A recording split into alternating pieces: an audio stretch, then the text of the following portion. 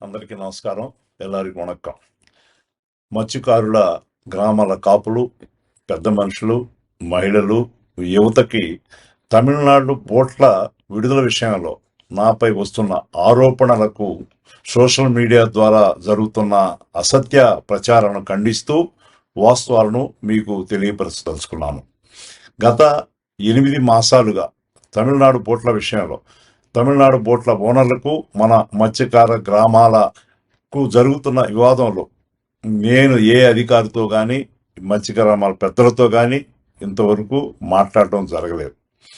ఇతర రాష్ట్రాల బోట్ల విషయంలో శాశ్వత పరిష్కారం కోసం నెల్లూరు జిల్లా మత్స్యకారులు ఉమ్మడిగా నిర్ణయం తీసుకున్నారని, ఆంధ్రప్రదేశ్ తమిళనాడు ప్రభుత్వాలు శాశ్వత పరిష్కారం చూపాలని చెప్పి మీరు చేస్తున్న పోరాటానికి, మీ మనోభావాలకి, ప్రయోజనాలకి విరుద్ధంగా నేను ఏనాడు ప్రయత్నం చేయలేదు, చేయబోను.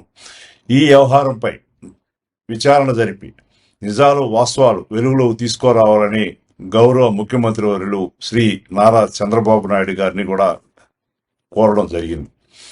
రాజ్యసభ సభ్యునిగా గౌరవ ప్రధానమంత్రి శ్రీ నరేంద్ర మోడీ గారికి, అదేవిధంగా హోం శాఖ మంత్రులు శ్రీ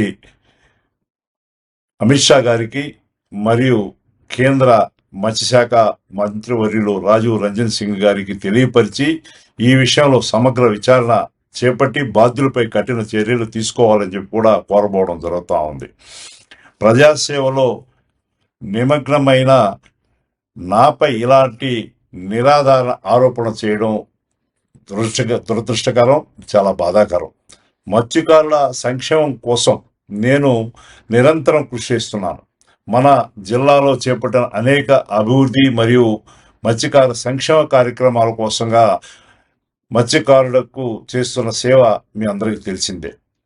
నా జీవితంలో మత్స్యకార గ్రామాల ప్రయోజనాలకు, ప్రతిష్టకు భంగం కలిగించే పొరపాట్లు ఎప్పుడు చేయలేదు, చేయపోను కూడా అని చెప్పి మీకు తెలియజేసుకుంటా ఉన్నాను.